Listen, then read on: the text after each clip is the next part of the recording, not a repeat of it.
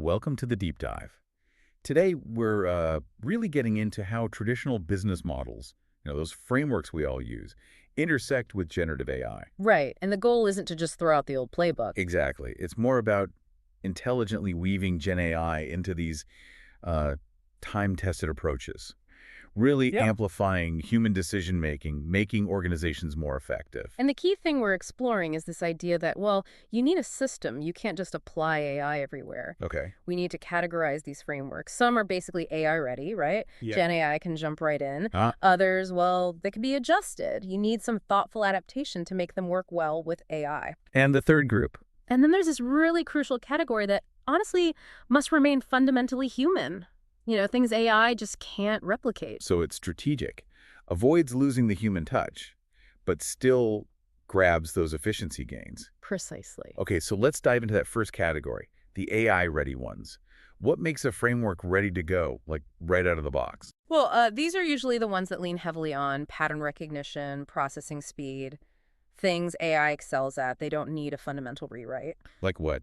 Give me an example. Think analytical models or systematic problem solving, like the 5 Whys framework. Yeah. Keep asking why. Exactly. AI can supercharge that. It's not just faster questioning. It can dig through massive data sets, find these subtle connections, these causal loops That the human might miss. easily, Yeah. especially in isolation. So you get to potentially novel root causes, things you wouldn't have seen before. Okay, that's more than just speed. That's genuinely deeper insight.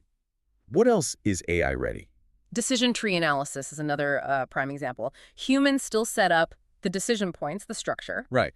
but AI can run the probability models, simulate thousands, maybe millions of scenarios almost instantly. Wow. Yeah, so you can identify optimal paths, foresee risks.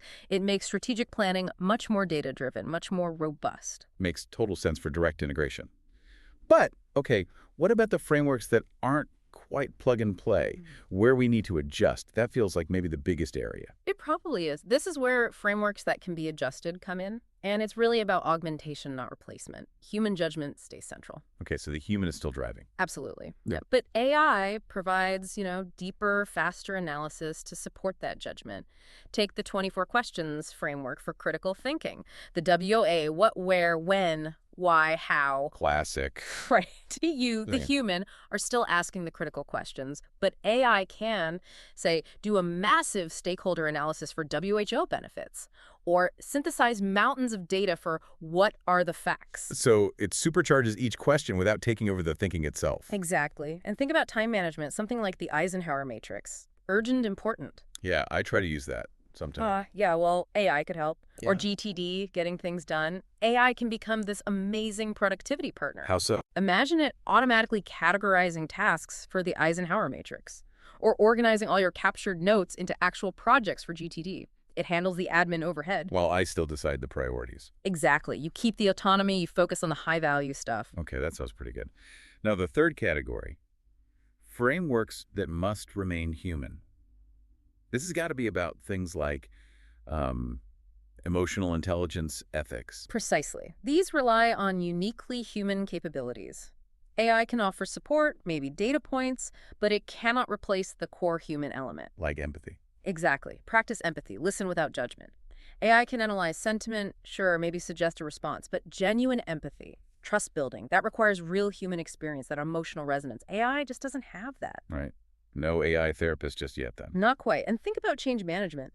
The 9 stages framework, denial, grief, acceptance, growth. Deeply human stuff. Very.